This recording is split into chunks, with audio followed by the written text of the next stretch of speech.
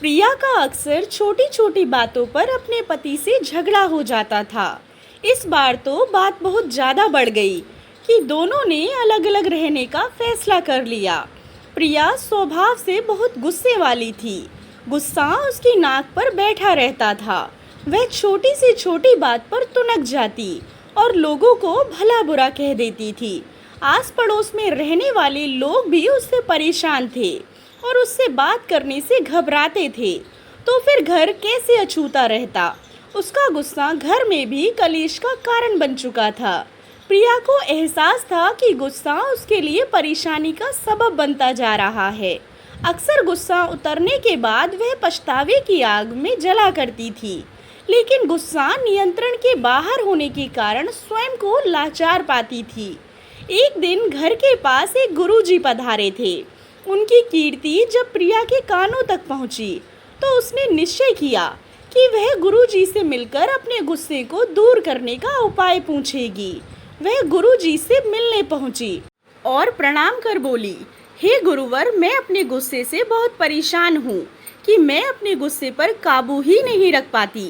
गुस्से में अक्सर लोगों को भला बुरा कह जाती हूँ और बाद में पछताती हूँ। मेरे गुस्से के कारण सब मुझे नज़रअंदाज करने लगे हैं। इससे मैं बहुत दुखी हूँ। मुझे कोई ऐसी दवा दीजिए कि मैं गुस्सा करना छोड़ दूँ। गुरुजी ने उसे एक शीशी दी और बोले, पुत्री, इस शीशी में गुस्सा दूर करने की दवा है। अब से जब भी तुम्हें गुस्सा आए, इस शीशी से मुंह लगाकर दवा की 4 बूंदें पी लेना। और उन्होंने कहा कि दवा पीने के बाद 10 मिनट तक तुम्हें अपना मुंह बंद करके रखना होगा, तभी ये दवा असर करेगी।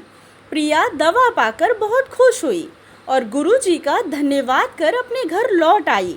उसके बाद उसे जब भी गुस्सा आता, वह शीशी से 4 बूंदें पीकर 10 मिनट तक चुप रहती। धीरे धीरे उसका गुस्सा कम होने लगा। 10 दिन के बाद जब शीशी की दवा खत्म हो गई तो वह फिर से गुरुजी के पास गई और बोली, गुरुजी, आपने मुझे अनोखी दवा दी है। इसे पीने के बाद मेरा गुस्सा छूमंतर हो जाता है। अब वह दवा खत्म हो गई है। कृपा करके मुझे उस दवा की 1 शीशी और दे दीजिए। गुरुजी मुस्कुराते हुए बोले, पुत्री, तुम्हें जानकर आश्चर्य होगा कि उस शीशी में कोई दवा नहीं थी। उसमें सादा पानी भरा हुआ था। गुस्सा आने पर जब भी तुम उस शीशी से दवा पीकर 10 मिनट तक चुप रहती थी, इसीलिए तुम्हारा गुस्सा कम हो गया। गुस्सा दूर करने का एकमात्र यही उपाय है कि अपना मुंह बंद कर चुप रहना। अब से यही किया करो। प्रिया अपने घर वापस लौट आई और खुशी खुशी अपने पति के साथ रहने लगी। दोस्तों, गुस्सा दूर करने का एकमात्र उपाय बस यही है कि अपना मुंह बंद रखें। आशा करती हूँ आपको कहानी पसंद आई होगी। कहानी पसंद आई हो तो चैनल को सब्सक्राइब करें और कहानी को लाइक एंड शेयर करें। कहानी के बारे में कमेंट कर अपनी राय ज़रूर दें।